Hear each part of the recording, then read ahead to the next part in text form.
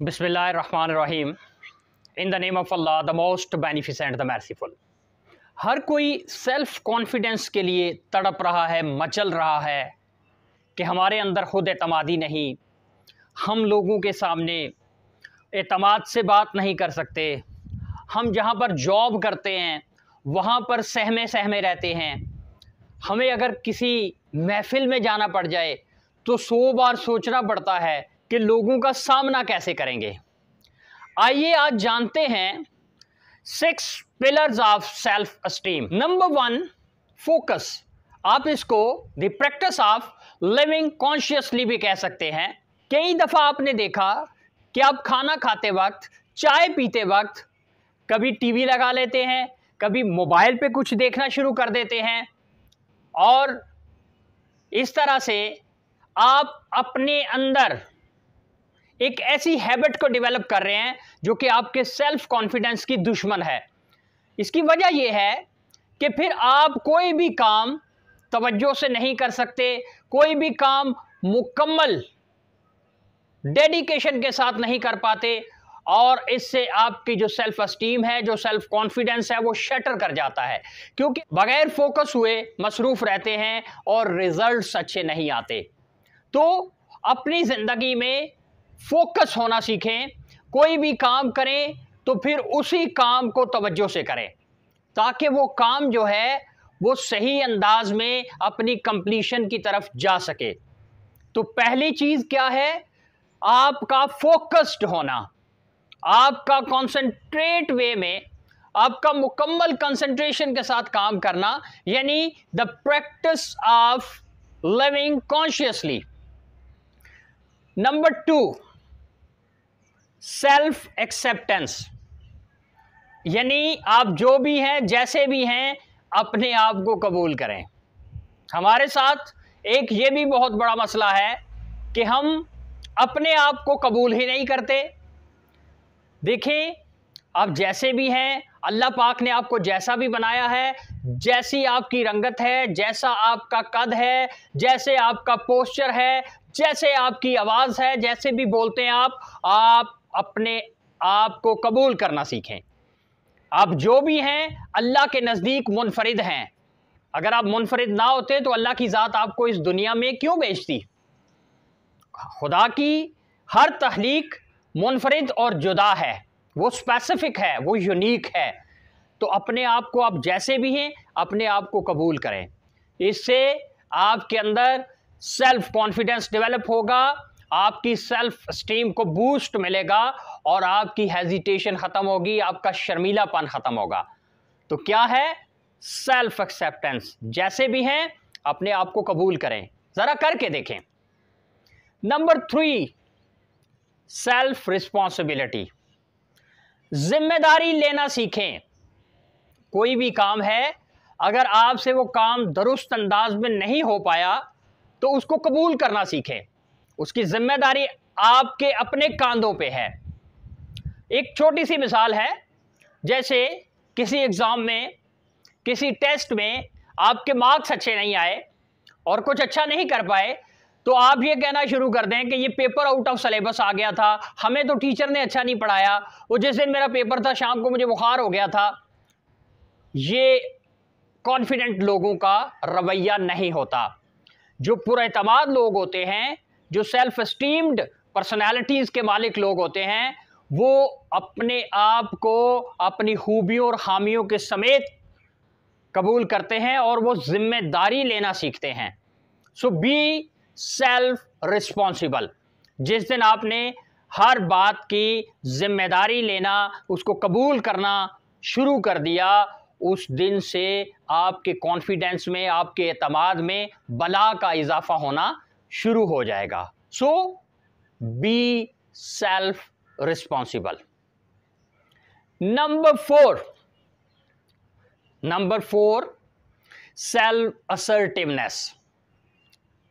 किसी भी चीज़ के बारे में जो आपकी सोच और अप्रोच है उसको सेल्फ असर्टिवनेस कहा जाता है। यह सेल्फ असर्टिवनेस एक मिसाल से समझते हैं।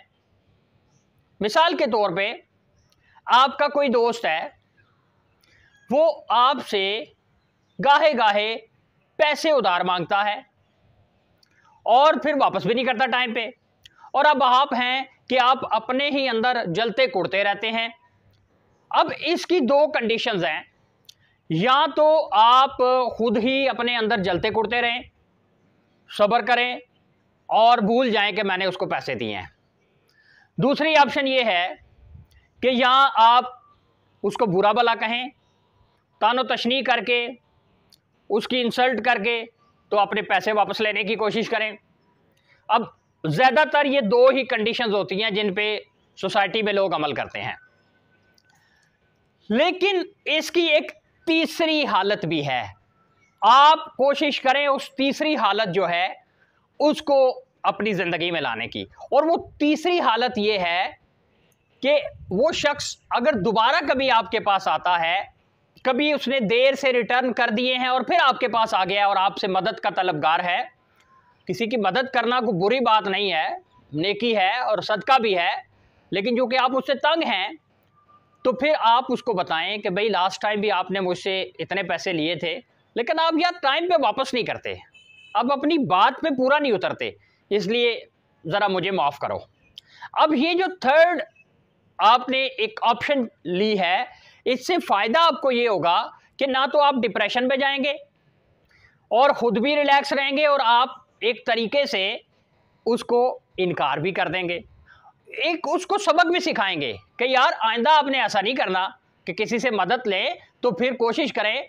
और यहाँ मैं गुजारिश करता चलूँ कि हमारा दीन भी हमें यही कहता है कि अगर किसी से आप मदद ले रहे हो और आपकी नीयत ये है कि मैं इसको वापस करूँगा, तो अल्लाह पाक आपके साथ ऐसे ज़राए पैदा कर देता है कि आप वाकई उसको रिटर्न कर देते हो। और अगर आपकी नीयत ये है कि नहीं मैंने इसको वापस नहीं करने, तो अल्लाह पाक आपको ऐसे मुसीबतों में डाल देता है कि आप सारी ज़िंदगी फिर लोगों के आगे हाथ ही फैलाते रहते हैं। Number 5, purpose of life. देखिए, बगैर मकसद के, बगैर पर्पस के ज़िंदगी गुजारना आपको डिप्रेशन में ले जाएगा, आपको नाकामी की तरफ ले जाएगा। इसलिए आप जो भी है, जैसे भी है, जहां भी हैं, इसका आपकी ज़िंदगी के कोई मार्क्स कार्ड होने से या बिल्कुल एक लो लेवल के स्टेटस के साथ होने से कोई ताल्लुक नहीं है। आप जो भी हैं, जैसे भी है, जहां भी हैं, आप अपनी ज़िंदगी का कोई ना कोई मकसद डिज़ाइन कर लें, डिफ़ाइन कर लें। जब आपकी ज़िंदगी में कोई मकसदियत आ जाएगी, कोई पर्पज़ आ जाएगा, तो फिर आप अपने पर्पज़ के लिए, अपनी ज़िंदगी के उस मकसद के असूल के लिए आप बड़े कॉन्फिडेंट होके अपने काम में मगन हो जाएंगे।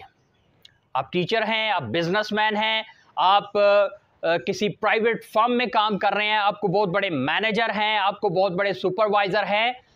जब आपकी ज़िंदगी में पर्पस होगा तो फिर ये जो आपका सेल्फ कॉन्फिडेंस है, ये जो सेल्फ स्टीम है, ये यहाँ पर अल्लाह पाक के फजलो करम से आपको ले जाएगी। Number 6, that is your self integrity. यानी आपकी ज़िंदगी के कोई ना कोई असूल होने चाहिए, कोई ना कोई ज़ाब्ते होने चाहिए, और आप अगर अपनी ज़िंदगी के असूलों पे कंप्रोमाइज़ नहीं करते, जो भी हो जाए, मसला आपने अपनी ज़िंदगी का असूल बनाया है कि जो भी हो जाए मैंने रिज़्क़े हलाल कमाना है, जो भी हो जाए मैंने सच का साथ देना है, जो भी हो जाए मैंने अच्छे लोगों की सोच अपनानी है, जो भी हो जाए मेरी कोशिश होगी कि मैं ऐसे तरीक़ाकार से अपनी ज़िंदगी को गुजारूं कि उससे दूसरों को फ़ायदा पहुंचे। आपके जब ये असूल डिज़ाइन आपने कर लिए, तो फिर इससे आप कभी भी परेशान नहीं होंगे, आप कभी भी अपने आप को अकेला या तन्हा महसूस नहीं करेंगे। तो सेल्फ इंटीग्रिटी आपकी ज़िंदगी के कुछ असूल हैं, आप उन असूलों को अपनी ज़िंदगी में शामिल करते हो तो आपकी ज़िंदगी में बहुत सारी राहतें, बहुत सारी आसानियाँ और बहुत सारी आसाइशें आ जाती हैं। तो ये 6 चीज़ें थी, ये वो 6 प्रैक्टिकल टिप्स थी कि जिन पे आप अमल करके अपने सेल्फ कॉन्फिडेंस को, अपनी सेल्फ एस्टीम को बहुत ज़्यादा बढ़ा सकते हैं।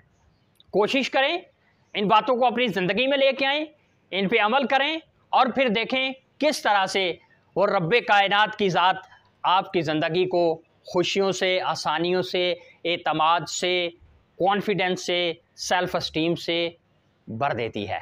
आपका अपना मोहम्मद ताहिर रब्बानी।